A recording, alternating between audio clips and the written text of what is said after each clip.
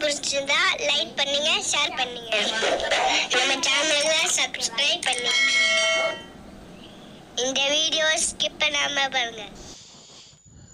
அஸ்ஸலாமு அலைக்கும் வரஹ்மத்துல்லாஹி தஆலா வபரகாத்துஹு. ரப்பி இஷ்ரஹ் லி சத்ரி வயஸ்ஸிர் லி அம்ரி வஹ்லுல் உக்ததம் மின் லிசானி யஃப்கஹு கௌலி. அல்ஹம்துலில்லாஹி ரப்பில் ஆலமீன் வல் ஆகிபத்து லில் முத்தகீன். அஸ்ஸலாத்து வஸ்ஸலாமு அலா நபியினல் முர்சலீன் வ ஆலிஹி வ அஸ்ஹாபிஹி அஜ்மஈன். அம்மா பாத். فقد قال الله تعالى في القرآن الكريم والفرقان المجيد بعد أعوذ بالله من الشيطان الرجيم بفضل بسم الله الرحمن الرحيم. والذين لا يشهدون الزور وإذا مروا باللغو مروا كراما. صدق الله العلي العظيم.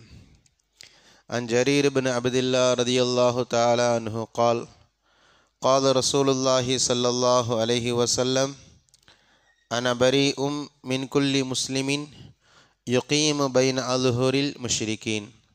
رواه أبو داود أو كما قال عليه الصلاة والسلام. அளவற்ற அருளாளன் நிகரற்ற அன்புடையோன் அல்லாஹ்விற்கு எல்லா புகழும். நம் உயிரது மேலான நமது தலைவர் ஹதரத் ரசூலுல்லாஹி ஸல்லல்லாஹு அலைஹி வஸல்லம் அவர்கள் மீதும் அவர்களை பின்பற்றிய சத்திய சஹாபாக்கள், நாதாக்கள், ஷஹதாக்கள், முழு உலக முஸ்லீமான ஆண்கள், பெண்கள், குறிப்பாக இந்த ஜும்மாவுடைய அவையில் வருகை புரிய இருக்கிற நம் அனைவர்கள் மீதும் ரப்பல் ஆலமீன் அல்லாஹு தாலாவுடைய சாந்தியும் சமாதானமும் என்றும் என்றென்றும் நின்று நிலவட்டுமாக. ஆமீன். அன்பான சகோதர பெருமக்களே, அல்ஹம்துலில்லாஹ், அல்லாஹுடைய ஒரு மாபெரும் கிருபையின் பொருட்டால் அவனால் கண்ணியப்படுத்தப்பட்ட அல்லது பொருந்தி கொள்ளப்பட்ட இஸ்லாமிய மார்க்கத்தில் அல்லாஹ் நம்மை ஒன்று சேர்த்திருக்கிறான். நம்முடைய மவுத் வரைக்கும் இந்த மார்க்கத்திலே நிலைத்து நிற்பதற்கும் முஸ்லீமான நிலையிலேயே வர்ணிப்பதற்கும் நாளை மறுமை நாளிலே எழுப்பப்படக்கூடிய அந்த நாளிலே பரிபூரணமான பரிசுத்தமான முஸ்லீம்களுடைய கூட்டத்திலே எழுப்பப்படுவதற்குமான நல்ல நசீபை ரப்புல் ஆலமீன் நமக்கும் நம்முடைய சந்ததிகள் நம்மை சார்ந்திருக்கின்ற அனைவருக்கும் ரப்புல் ஆலமீன் தந்து நல்லது புரிவானாக. அன்பான சகோதர பெருமக்களே, இன்னும் 2 தினங்களிலே சரியாக திங்கட்கிழமை நம்முடைய சகோதர சமுதாயத்தை சேர்ந்த இந்த இந்தியாவுடைய பெரும்பான்மை மக்களுடைய ஒரு மிகப்பெரிய கொண்டாட்டமான தீபாவளி என்ற பெருநாள் கொண்டாடப்பட இருக்கிறது. பெரும்பான்மை இந்துக்கள் அந்த பெருநாளை கொண்டாடுவதற்காக தயாராகி இருக்கிறார்கள். அதற்கான அந்த பெருநாளை நல்ல முறையில் கொண்டாட வேண்டும் என்ற ரீதியில் அதற்கான தயாரிப்புகளும் வியாபாரங்கள் நிறைய மும்முரமாக நடைபெற்று கொண்டிருப்பதை பார்க்கலாம். அதில் இந்த பெருநாளில் அவர்களுடைய பிரதானமான ஒரு அமல் இல்லையா, பட்டாசுகளை வெடிப்பது, வெடிகளை வெடிப்பது. கிட்டத்தட்ட அது அவர்களுக்கு மத்தியில் ஒரு வழிபாடுகளாகவே பார்க்கப்படுகிறது. நீங்கள் பார்க்கலாம், தீபாவளியில் அவர்கள் தன்னுடைய கடவுள்களுக்கு படைக்கின்ற பொழுது உணவுப் பொருட்கள், இனிப்பு பொருட்களோடு வெடிகளையும் சேர்த்து படைப்பதை நம்ம பார்க்கலாம். அதாவது கிட்டத்தட்ட இந்த பெருநாளுடைய ஒரு வழிபாட்டு அம்சமாகத்தான் இந்த வெடி சம்பந்தமான, இந்த பட்டாசு சம்பந்தமான கலாச்சாரம் இருப்பதை நம்ம பார்க்கலாம். இப்போ இந்த சமயத்தில் அதை ஒட்டிய ஜும்மா என்பதனால பெரும்பான்மை மக்களோடு பெரும்பாலும் நம்மளும் கலந்திருப்பதனால நமக்கு மத்தியிலும் இது மாதிரியான கலாச்சாரங்கள் ஊடுருவி இருக்கிறது என்பதனால அது சார்ந்த ஒரு தெளிவுகளை குர்ஆன் ஹதீஸுடைய ஒலியில் நமக்கான வழிகாட்டுதல்கள் என்ன என்பது பற்றிய ஒரு சில செய்திகளை இன்ஷா அல்லாஹ் இன்றைய ஜும்மாவுடைய உரையில் சுருக்கமாக பார்க்கலாம். அன்பான சகோதர பெருமக்களே, நான் ஆரம்பமாக ஒரு செய்தியை பதிவு செய்வேன். இந்த வெடி வெடிப்பதற்கான எந்த விதமான ஆதரவான ஒரு வார்த்தை கூட குர்ஆனிலும் ஹதீஸிலும் நம்ம பெற்றுக்கொள்ள முடியாது.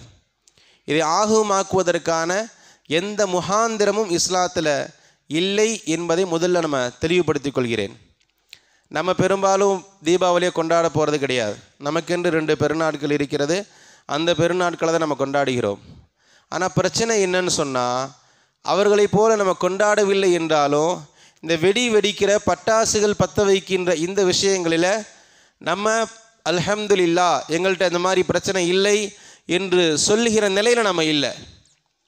வெளிப்படையாக சொல்லலாமே, தீபாவளிக்கு நம்ம என்ன கொண்டாடவா போகிறோம்? புது துணி எடுக்க போகிறோமா? கிடையாது. அவர்கள் போகிற மாதிரி நம்மளும் கோயிலுக்கு போக போகிறோமா? கிடையாது. ஏன்னா நமக்கு அது பெருநாள் இல்லை. சரி, அதே மாதிரி இதிலெல்லாம் எப்படி கிடையாதுன்னு சொல்கிற மாதிரி நாங்களும் பட்டாசுகள் வாங்கிறதில்ல, எங்களுடைய பிள்ளைகளுக்கு வாங்கி கொடுப்பதில்லை என்று சொல்ல முடியுமா? சொல்லுகின்ற அளவிற்கு இன்றைக்கு இஸ்லாமிய சமூகம் இருக்கிறதா? நம்ம ஒவ்வொரு வருடமும் தீபாவளி சம்பந்தமான அந்த சமயங்களில் வெடி கலாச்சாரம் சம்பந்தமான எச்சரிக்கை பதிவுகளை பேசிக்கொண்டு தான் இருக்கிறோம். இன்ஷா அல்லாஹ் இனியும் பேசுவோம். ஒரு மாற்றம் நமக்கு மத்தியில் வர வேண்டும். நம்முடைய பேச்சை கேட்டு இந்த உரையின் மூலமாக ஏதோ இருவருக்கு மத்தியில் ஒரு மாற்றம் வந்து இனி இன்ஷா அல்லாஹ் இந்த வருடம் இனி போன காலங்களில் செஞ்சோம், இனி வருகின்ற காலங்களில் இதை தொடமாட்டோம், இதை செய்ய மாட்டோம் என்ற எண்ணம் ஏற்படாதா, அந்த மாற்றம் வராதா என்ற எண்ணத்தின் அடிப்படையில் தான் இது போன்ற உரைகளில், ஜும்மாவுடைய உரைகளில் இது சம்பந்தமாக பேசுகிறோம். கண்ணியமான சகோதர பெருமக்களே, முஸ்லீம்களிலேயே கேட்கிறார்கள், இதில் என்ன தவறு என்கிறார்கள். நம்ம ஒன்றும் கொண்டாடலாம் இல்லையே, பிள்ளைங்க ஆசைப்படுது, கொஞ்சம் பட்டாசு வாங்குகிறோம், இதில் என்ன பிரச்சனை, இதில் என்ன தவறு இல்லையா? பொழுதுபோக்குக்காண்டி பிள்ளைகள் ஆசைப்படுகிறார்கள், இப்படி பல வியாக்கியானங்கள். அருமையான சகோதர பெருமக்களே, நான் தெளிவுபடுத்திக் கொள்கிறேன். முதல்ல இப்படியெல்லாம் இந்த பட்டாசுகளுக்கு வரிந்து பேசுவதை முதல்ல விடணும். இப்படி பேசுகிறதுக்கு முதல்ல வெக்கப்படணும். இது அசிங்கம்னு முதல்ல விளங்கணும் இல்லையா? இதை நியாயப்படுத்துவதற்கான எந்த முகாந்திரமும் இல்லை. பிள்ளைகள் ஆசைப்படுகிறார்கள் என்று இருந்தாலும் ஜஸ்ட் ஒரு ஃபன்னு தானே, ஒரு கேளிக்கை தானே, ஒரு பொழுதுபோக்கு தானே, இப்படி எந்த வியாக்கியானமும் இந்த வெடி சம்பந்தமான பட்டாசு சம்பந்தமான விஷயங்களில் நம்முடைய நாவுகளிலிருந்து ஒருபோதும் வரக்கூடாது. இப்படி பேசுறது அசிங்கம்னு முதல்ல நம்ம விளங்கணும். யாராவது இப்படி பேசினா அவர்களுக்கு புரிய வைக்கணும். இப்போ நம்மெல்லாம் முஸ்லீம்கள்ப்பா, நம்ம ஒரு பரிசுத்தமான மார்க்கத்தில் இருக்கிறோம், தெளிவான நீரோடையில் நம்ம இருக்கிறோம். சகதிகளுக்கு நம்ம ஆதரவு கொடுக்கக்கூடாது. தெளிவான நீரோடையில் இருக்கிற நாம போய் சகதியில் விழக்கூடாது, சாக்கடையில் விழக்கூடாது. இதுவெல்லாம் சாக்கடைகள், இதுவெல்லாம் கழுசடைகள்னு நம்முடைய சமுதாயத்துக்கு புரிய வைக்கணும். வேறு சமுதாயத்துக்கு போய் பயான் செய்ய சொல்லலை. தீபாவளியில் போய் நீங்கள் வெடி வெடிக்கிறீங்களே, இது என்ன இவ்வளோ காசு பணங்களை வேஸ்ட் பண்ணுறீங்களே அப்படின்னு அவங்களுக்கு போய் பயான் செய்ய சொல்லலை. அது அவருடைய கொள்கை, அது அவருடைய அக்கீதா, அதை அவர்கள் வழிபாடு என்று நம்புகிறார்கள், கலாச்சாரம் என்று நம்புகிறார்கள், அவர்கள் செய்கிறார்கள், அது வேற. இல்லை இன்னும் செய்தின்னு சொன்னால் நம்ம அவர்கள்ட்டே முதல்ல போய் சொல்லணும். இப்படி காசை கரியாக்குறீங்களே, இதில் என்ன ஃபாய்தான் நம்ம அவர்கள்ட்ட கேட்கணும். ஆனால் இங்கே என்ன பிரச்சனைன்னு சொன்னால், நாமே சரியில்லையே பாய், நீங்களே வெடிக்கிறீங்களே பாய், இது போய் நீங்கள் போய் எங்களை சொல்லலாமான்னு கேட்பாங்களே. அதனால் முதல்ல நம்முடைய சமூக மக்களுக்கு, நம்முடைய குடும்பத்தில் சொல்ல வேண்டிய பொறுப்பு நமக்கு இருக்கிறது. அருமையான சகோதர பெருமக்களை, நான் மீண்டும் பதிவு செய்கிறேன், அல்லாஹ் இந்த மார்க்கத்தின் மூலமாக நம்மை கண்ணியப்படுத்தி இருக்கிறான். அந்த கண்ணியத்தை உதாசீனப்படுத்திவிட்டு சாக்கடைகளின் பக்கமோ அல்லது இது போன்ற சகதிகளின் பக்கம் நம்ம சென்று விடக்கூடாது. அதனால் முதல்ல சொன்னேன், இதை பற்றி ஒரு தெளிவு நமக்கு இருக்கணும். சந்தனம் என்றால் என்ன, சகதி என்றால் என்னன்னு தெரியணும். ரெண்டுமே ஒன்றுன்னு விளங்கிட்டு இருக்கோம் இல்லையா? அதை பற்றிய சரியான புரிதல் இல்லாதனால தான் சர்வசாதாரணமாக கொஞ்சம் கூட கூச்ச நாச்சமே இல்லாமல் நம்ம ஆளுங்க வெடி வாங்கிட்டு போயிட்டு இருக்கோம், வெடிக்கடையில் வாங்கி கொண்டு இருக்கிறோம். அல்லாஹ் பாதுகாக்கணும். அருமையான சகோதர பெருமக்களே, இப்படி பேசுவதை முதல்ல நம்ம ஒருபோதும் அனுமதிக்கக்கூடாது. நம்ம கடந்த 2-3 வாரங்களாக இதே தலைப்பில் தான் பேசிகிட்டு இருக்கோம். நம்ம பரிசுத்தமான மார்க்கத்தில் இருக்கிறோம். அல்லாஹ் நமக்கென்று ஒரு தலைவரை கொடுத்துருக்கிறான். உலகத்திற்கே வழிகாட்டியாக இருக்கக்கூடிய தலைவரை பெற்றுக்கொண்ட நாம் கண்டவர்களையெல்லாம் பின்பற்றி கொண்டிருந்தோம், கண்ட கலாச்சாரங்களையெல்லாம் பின்பற்றி கொண்டிருந்தோம் சொன்னால் நாமே நம்மளுடைய தலைவரை அவமதித்து கொண்டிருக்கிறோம் என்பதான் உண்மை.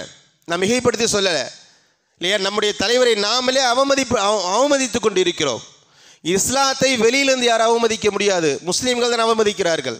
நான் ஏற்கனவே பேசியிருக்கிறேன், முஸ்லீம்களை அவர்கள் துன்புறுத்தலாம், இஸ்லாத்தை துன்புறுத்த முடியாது. இஸ்லாத்துடைய எதிரிகள் இருக்கிறார்களே, முஸ்லீம்களை கொலை செய்யலாம், முஸ்லீம்களுடைய பொருளாதாரங்களை அபகரிக்கலாம், முஸ்லீம்களின் மீது வன்முறைகளை கட்டுவிழ்க்கலாம். இஸ்லாத்தை ஒன்றுமே பண்ண முடியாது. ஆனால் இஸ்லாத்தை சங்கடப்படுத்த வேண்டும் என்றால், இஸ்லாத்தை கலங்கப்படுத்த வேண்டும் என்றால் முஸ்லீம்களால் மட்டும்தான் முடியும். இது போன்ற அனாச்சாரங்களின் மூலமாகத்தான்.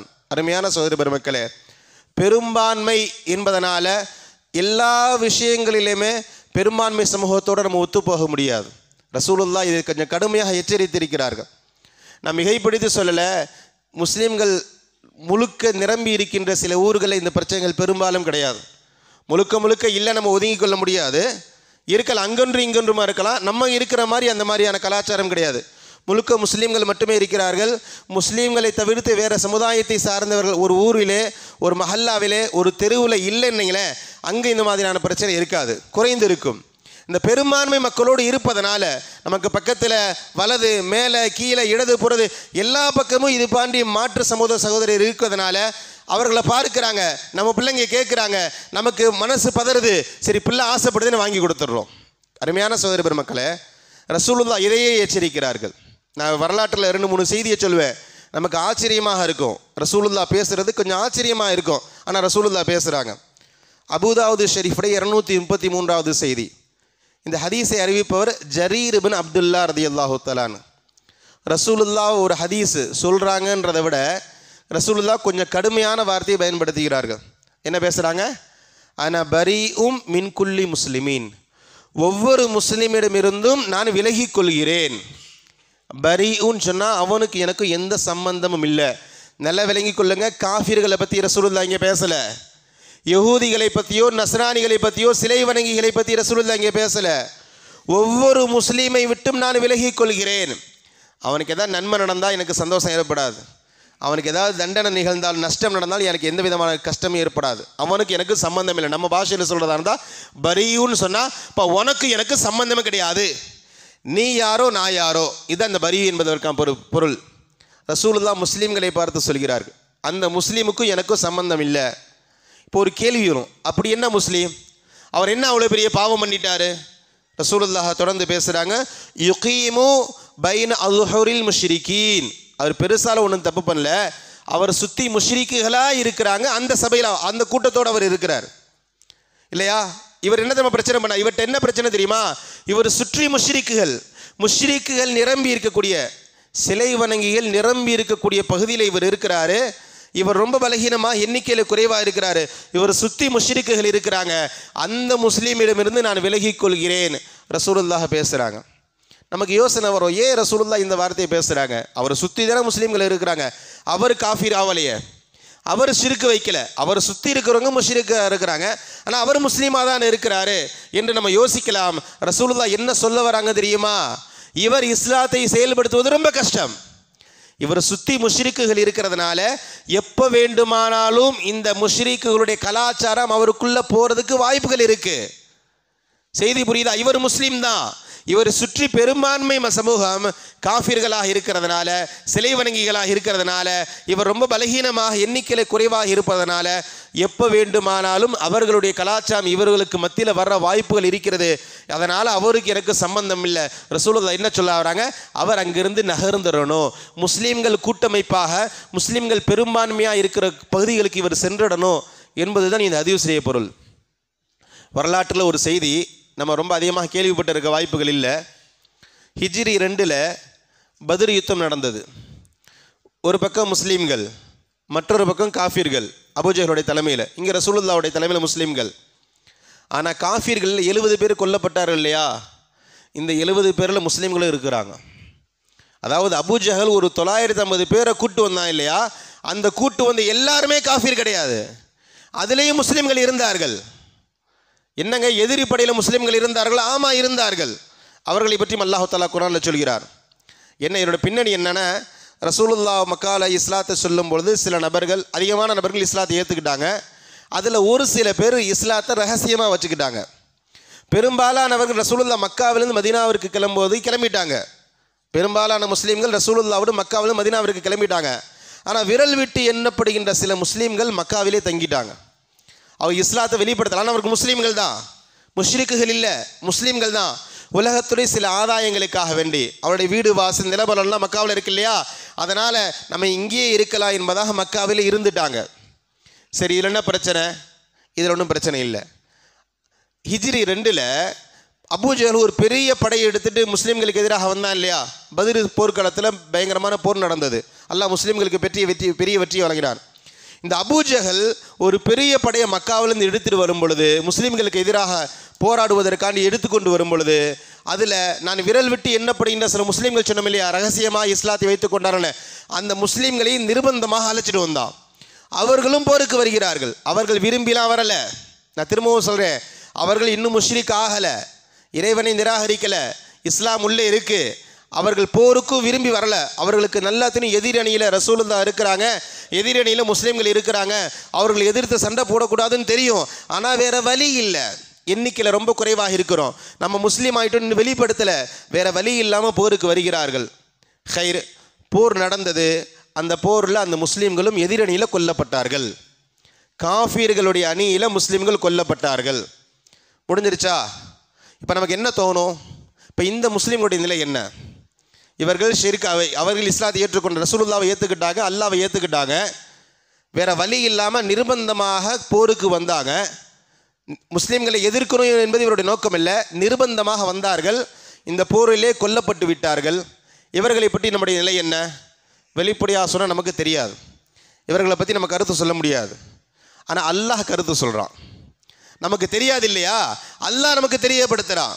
சூரத்து நிசா என்ற அத்தியாயம் 97வது வசனம் அல்லாஹ் தஆலா சொல்கிறான், இன்னல்லதீன தவஃபாஹுமுல் மலாயிகத்து ஸாலிமி அன்ஃபுஸிஹிம், தனக்குத்தானே அநியாயம் செய்து கொண்டார்களே அவர்கள் மரணிக்கின்ற அந்த சமயம் மலக்குமார்கள் அவர்களிடத்தில் பேசிய செய்தி. அல்லாஹ் அப்படி தான் ஆரம்பிக்கிறான்.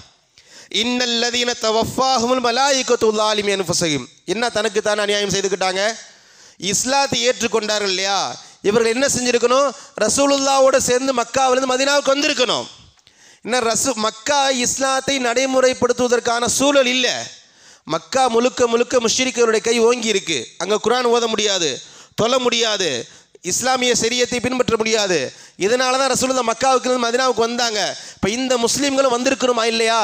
ஆனால் இவர்கள் வரலை, ஏதோ சில காரணங்களுக்காண்டி மக்காவிலே தங்கிவிட்டார்கள்.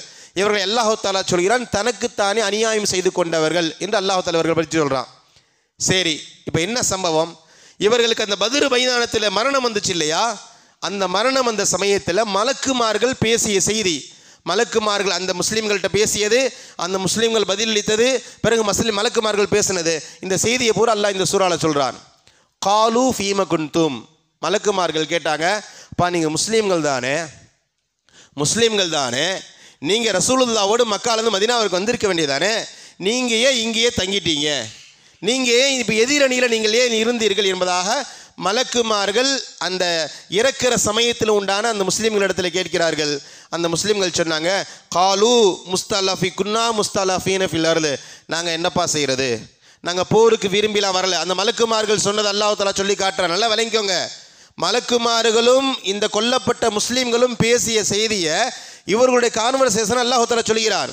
அவங்க சொன்னாங்க, குன்னா முஸ்தலஃபீன், நாங்கள் ரொம்ப பலகீனமாக இருந்தோம், நாங்கள் முஸ்லீம்களுக்கு எதிராக போரிடலாம் வரலை, எங்களுக்கு தெரியும் முஹம்மதுக்கு எதிராக போரிடக்கூடாதுன்னு, ஆனால் வேறு வழி இல்லை, நிர்பந்தமாக நாங்கள் மக்காவிலிருந்து வெளியேற்றப்பட்டு இந்த போருக்கு வந்தோம் என்பதாக சொல்லும் பொழுது அந்த மலக்குமார்கள் திரும்ப கேட்பாங்க, அலம் தக்குன் அர்துல்லாஹி வாசியத்துன் ஃபத்துஹாஜிரு ஃபிஹா, சரிப்பா உங்களுக்கு அறிவு இல்லையா, அல்லாஹ் தஆலாவுடைய பூமி தான் விசாலமாக இருக்கு, உலகத்திலே மக்கா மட்டும்தான் பூமியா, மக்காவை தவிர ஒரு பூமியே கிடையாதா, ரசூலுல்லாவே மக்காவை விட்டு வெளியேறிட்டாங்கும் போது நீங்களும் மக்காவை விட்டு வெளியேறி இருக்கணுமா இல்லையா? அலம் தக்குன் அர்துல்லாஹி வாசியத்துன், இந்த பூமி தான் விசாலமாக இருக்கு, அல்லாஹ்வுடைய பூமி விசாலமாக இருக்கே, ஃபத்துஹாஜிரு, நீங்கள் அங்கிருந்து வெளியேறி இருக்க வேண்டியதானே, ஹிஜ்ர செய்திருக்க வேண்டியதானே, எதுக்காக நீங்கள் அங்கேயே தங்குனீங்க, எதற்காக அங்கேயே தங்குனீங்க சொல்லிவிட்டு அந்த மலக்குமார்கள் சொன்னார்கள், ஃபஉலாயிக மஅவாஹும் ஜஹன்னம், நீங்கள் எல்லாம் நரகவாதிகள், நரகத்துக்கு போங்க என்பதாக, அவர்கள் நரகத்திற்கு கொண்டு செல்லப்படுவார்கள் என்பதாக அல்லாஹ் தஆலா திருமறையில் சொல்கிறார். நான் திரும்பவும் சொல்கிறேன், இந்த சம்பவத்துடைய ஒன்லைனு, ரசூலுல்லாஹ் மக்காவில் இருந்து ரசூலுல்லாவை முஸ்லீமாக ஏற்றுக்கொண்ட சில நபர்கள் மக்காவிலிருந்து மதீனாவிற்கு போகாமல் மக்காவிலே தங்கிட்டாங்க, நிர்பந்தமாக பத்ர் போர்க்களத்துக்கு வந்தாங்க, எதிரணி படையில் இவர்கள் இருந்தார்கள், இங்கே விரும்பிலாம் வரலாம், நிர்பந்தமாக வந்தாங்க, வந்த இடத்துல முஸ்லீம்களுடைய கையினால் இவர்கள் கொல்லப்பட்டார்கள். இவர்களை பற்றி அல்லாஹ் தஆலா சொல்லும் பொழுது இவர்கள் நரகவாதிகள் என்று சொல்கிறான். இவர்கள் முஸ்லீம்கள் தான், அல்லாஹ்வையும் அல்லாஹ்வுடைய ரசூலையும் ஏற்றிருக்கிறார்கள். ஆனால் என்ன பிரச்சனைன்னு சொன்னால், இங்கே சூழல் சரியில்லை, நம்மை சுற்றி இருப்பவர்கள் பெரும்பான்மை மக்கள் முஷ்ரிக்குகளாக இருக்கிறாங்க, இஸ்லாத்தை செயல்படுத்தக்கூடிய சூழல் இங்கே இல்லை என்று வரும்பொழுது நான் இந்த இடத்துல இருப்பதற்கு எனக்கு அனுமதி இல்லை, நான் இங்கிருந்து வெளியேறணும் என்பது தான் இந்த வசனத்துடைய பொருள். இதைத்தான் ரசூலுல்லாஹ் தன்னுடைய ஸ்டைலில் சொல்கிறாங்க, முஷ்ரிக்குகளுக்கு மத்தியில் இருக்கக்கூடிய முஸ்லீம்களை விட்டு நான் ஒதுங்கி கொண்டேன். புரியுதா? பெரும்பான்மை மக்களோடு நம்ம பலகீனமானவர்களாக இருக்கும் பொழுது வேற வழி இல்லை, நம்ம விரும்பாமலேயே அவருடைய கலாச்சாரம் நமக்கு மீது திணிக்கப்படும்.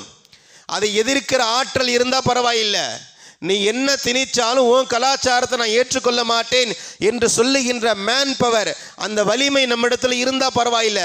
வலிமை இல்லாத போது மரியாதையாக நீ அங்கிருந்து வெளியேறிடணும். காரணம், உன்னை அறியாமலேயே அவர்களின் கலாச்சாரம் உங்களுக்குள்ள நுழைந்து விடும் என்பதுதான் இந்த வசனத்துடைய பொருள். மேலே சொன்ன ஹதீஸும் இதை தான் சொல்கிறது, இந்த வசனமும் இதை தான் சொல்கிறது.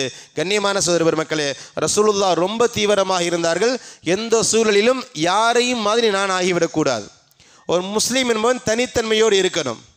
நான் திரும்பவும் பல முறை சொல்லியிருக்கிறேன், ஒரு முஸ்லீமை பார்த்து ஆக கெட்ட வார்த்தை என்ன தெரியுமா? ஒரு முஸ்லீமை பார்த்து ஆக கெட்ட வார்த்தை, முஸ்லீம் அல்லாதவர்கள் நம்மளை பார்த்து பாயிமார்களும் நம்மளை மாதிரி தான் அப்படின்னு சொல்லிட்டு இதை விட அசிங்கம் ஒன்று கிடையாது. வியாபாரம், நம்மளும் வியாபாரி இருக்கிறோம், நம்ம வியாபாரிகளாக இருக்கிறோம், முஸ்லீம் அல்லாத வியாபாரிகள் இருக்கிறாங்க.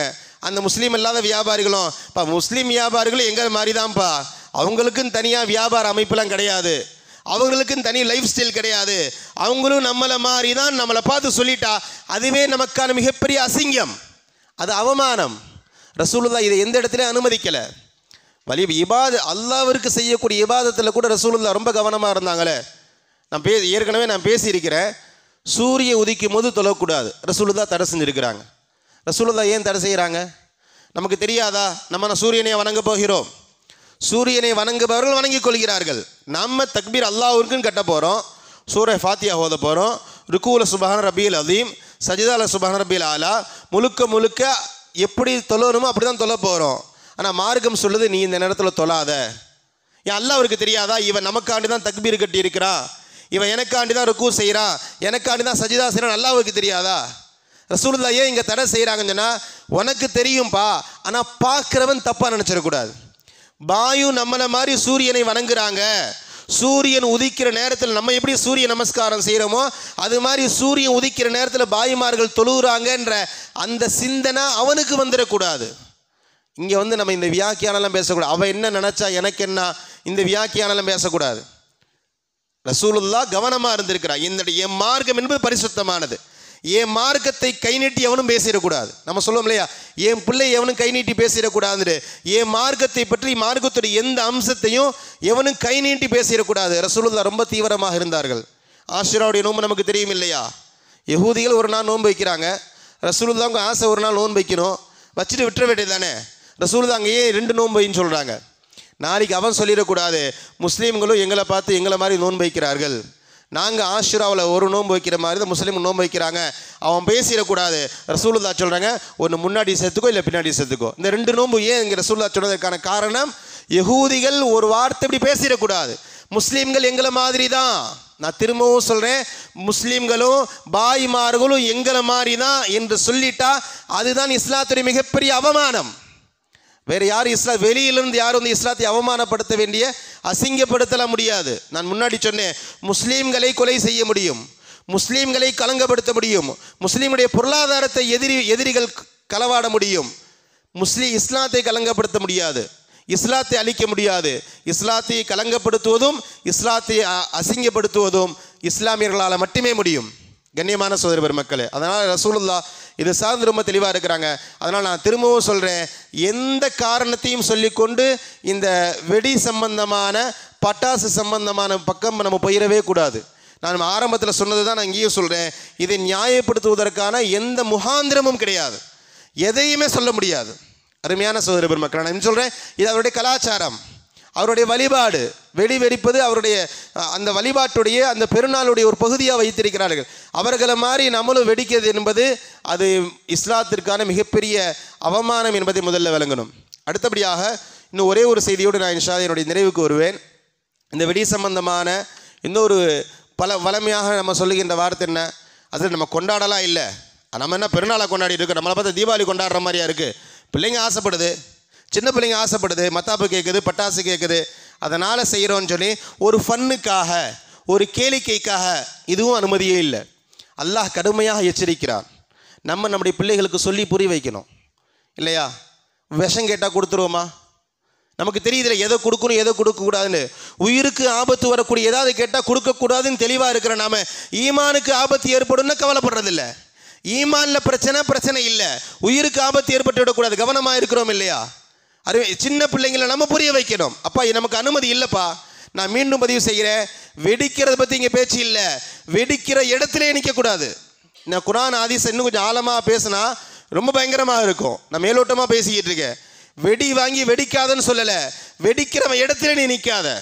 அல்லாஹ் தஆலா ரொம்ப கடுமையாக பேசுகிறான். அருமையான சகோதர பெருமக்கள், அல்லாஹ் தஆலா தெளிவாக பேசுகிறான். அஃப ஹஸிபத்தும் அன்னமா ஹலக்னாகும் அபஸா. அந்த அபஸா என்ற வார்த்தைக்கு தஃப்சீரில் நிறைய செய்திகள் இருக்குது. நான் அண்ணன் உங்களை வெட்டியாக படைச்சேன்னு நினச்சிங்களா?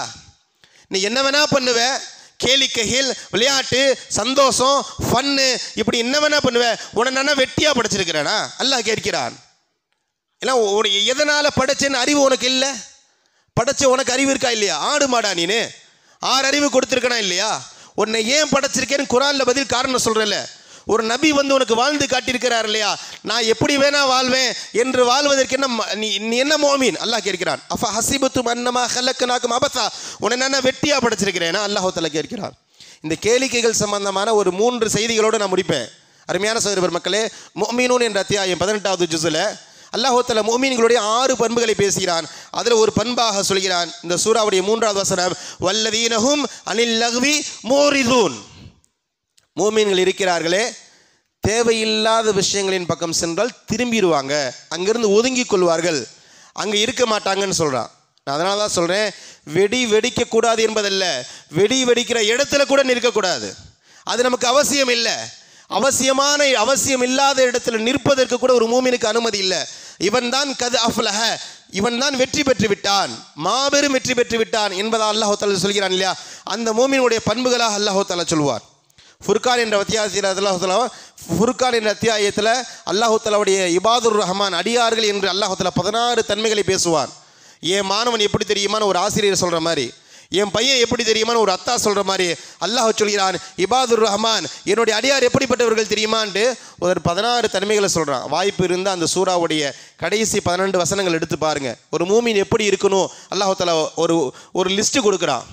ஒரு மூமின்ட்ட என்னென்ன பண்புகள் இருக்கணும், என்னென்ன பண்புகள் இருக்கக்கூடாதுன்ட்டு. அதில் அல்லாஹ் சொல்கிறான், வல்லதீன லா யஷ்ஹதுன ஸூர், அவசியமில்லாதவைகளின் பக்கம் இவர்கள் செல்ல மாட்டார்கள்.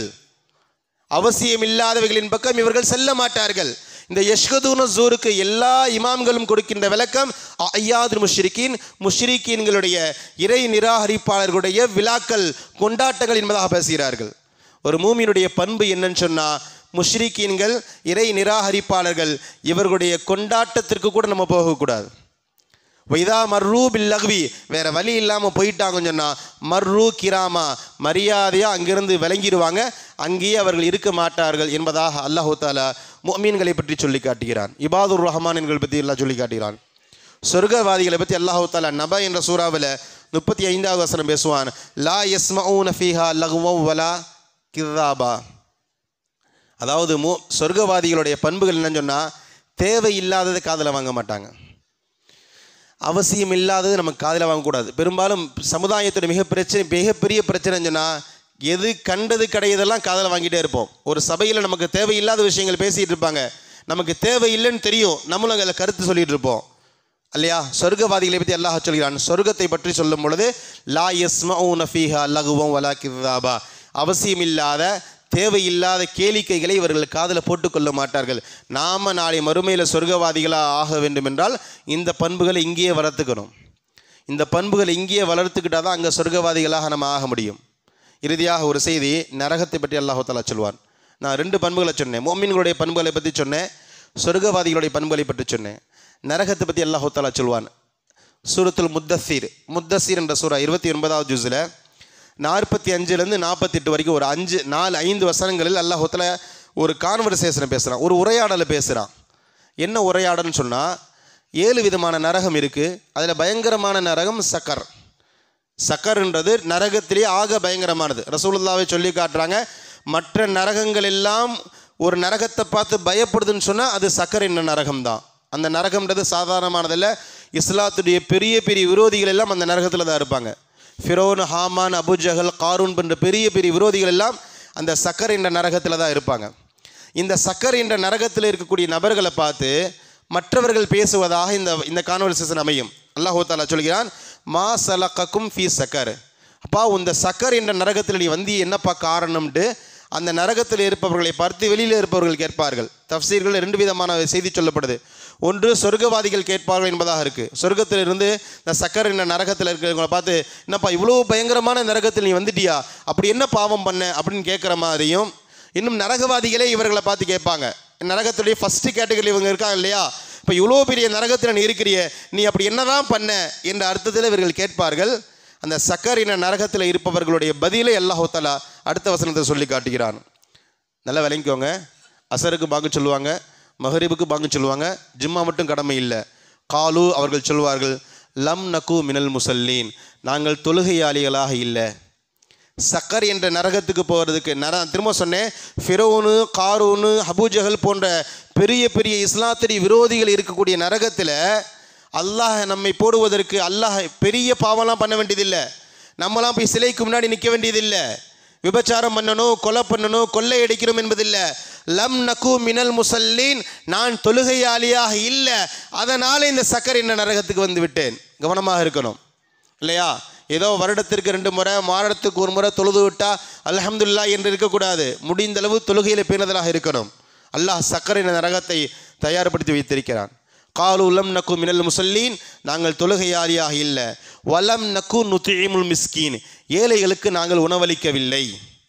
ஏழைகள் வந்தால் உணவளிக்கணும். என்கிட்ட இல்லைன்னா பரவாயில்ல, இருக்கிறத கொடுக்கணும் இல்லையா, கொடுக்க முடியும், ஆனால் நான் கொடுக்கல, அதனால் இந்த நரகத்துக்கு வந்துட்டேன் சொல்லிட்டு 3ஆவதாக சொல்வார்கள், ஒக்குன்னா நஹூலு மஅல் ஹாயிதீன், தேவையில்லாத விஷயங்களில் நாங்கள் மூழ்கி கிடந்தோம். எங்களுக்கு அவசியமே இல்லை, எங்களுக்கு தேவையில்லாத கேளிக்கைகளில், விளையாட்டுகளில், வீண் விளையாட்டுகளில் நாங்கள் மூழ்கி இருந்தோம், அதனால் நாங்கள் நரகத்துக்கு சக்கர் என்ற நரகத்துக்கு வந்து விட்டோம் என்பதாக அந்த சக்கர் என்ற நரகவாதிகள் பதில் சொல்வார்கள் என்பதாக அல்லாஹ் தஆலா நமக்கு எச்சரிக்கிறான். அருமையான சகோதரி பெருமக்களே, நான் இதனால் தான் ஆரம்பத்தில் சொன்னேன், வெடி வெடிக்கக்கூடாதுன்னு கூட இஸ்லாம் சொல்லலை. வெடி வெடிக்கிற இடத்துல கூட நிற்கக்கூடாது.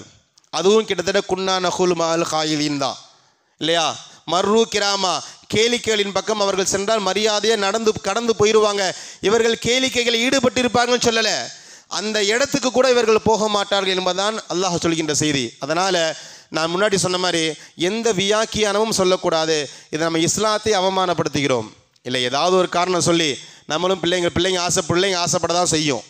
பிள்ளைகளுக்கு சொல்லி புரிய வைக்க வேண்டிய பொறுப்பு நமக்கு இருக்குது.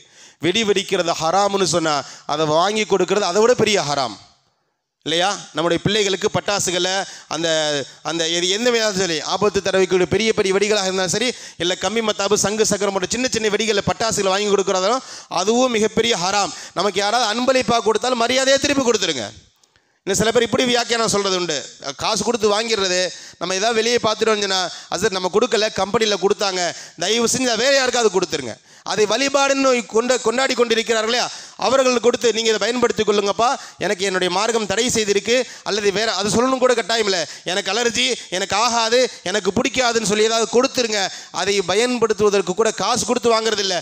நம்ம இலவசமாக வந்தாலும் அதை நம்ம பயன்படுத்தக்கூடாது என்பதில் கவனமாக இருக்கணும். அடுத்தபடியாக நமக்கு தெரிந்த ஒரு சட்டம் தான், எதுவெல்லாம் ஹராமோ அதை வியாபாரம் செய்வதும் ஹராம். இன்றைக்கி பிரச்சனை என்னன்னு சொன்னால், முஸ்லீம்கள் ரொம்ப பலகீனமாக ரொம்ப பொருளாதாரத்தில் பின்தங்கிய வியாபாரிகளை பார்க்கலாம். அந்த தீபாவளி அன்று பட்டாசுகளை, வெடிகளை வியாபாரம் செய்து கொண்டிருக்கிறார்கள். தயவு கூர்ந்து சொல்கிறேன், அந்த வருமானம் நமக்கு தேவையில்லை. நமக்கு தெரிந்த நண்பர்களோ சகோதரர்களோ யாராவது வியாபாரம் பண்ணால், அப்பா இது ஹராம்னு சொன்ன பிறகு இதை விற்கிறதுக்கு நமக்கு அனுமதி இல்லை, இந்துக்கள் தான் மற்றவர்கள் தான் வாங்குறாங்க என்றாலும் இது விற்பதற்கான அனுமதி நமக்கு இல்லை, அதனால் வேறு எதையும் வியாபாரம் பண்ணு, துண்டு, பனியனு, கர்ச்சீஃபு, பிள்ளைங்களுக்கு ட்ரெஸ்ஸு, இது மாதிரி மாற்று வியாபாரம் ஏதாவது தேர்வு செய்து கொள். தயவு செய்து வெடிகளை, பட்டாசுகளை வியாபாரம் செய்ய வேண்டாம் என்று நம்முடைய நண்பர்களுக்கு, சகோதரர்களுக்கு நம்ம சொல்லுவோம். அல்லாஹ் தஆலா நான் ஆரம்பத்தில் சொன்னது போன்று அவனுடைய மார்க்கத்தில் நம்மை கண்ணியப்படுத்தியிருக்கிறான். நான் ஒரு உமர் ரலியல்லாஹு தஆலா வார்த்தையோடு நான் முடித்துக்கொள்வேன். அல்லாஹ் அவனுடைய மார்க்கத்தை கொண்டு நம்மை கண்ணியப்படுத்தியிருக்கிறான்.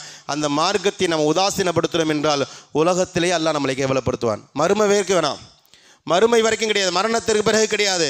உலகத்திலேயே அல்லாஹ் நம்மை கேவலப்படுத்துவான். அவனுடைய மார்க்கத்தை நம்ம உதாசீனப்படுத்த வேண்டும் என்றால் அல்லாஹ் பாதுகாக்கணும். நான் ஆரம்பத்தில் செய்த துவாவுடன் நான் நிறைவு செய்வேன். அல்லாஹ் தஆலா இந்த இஸ்லாத்தை கொண்டு நம்மை கண்ணியப்படுத்தியிருக்கிறான்.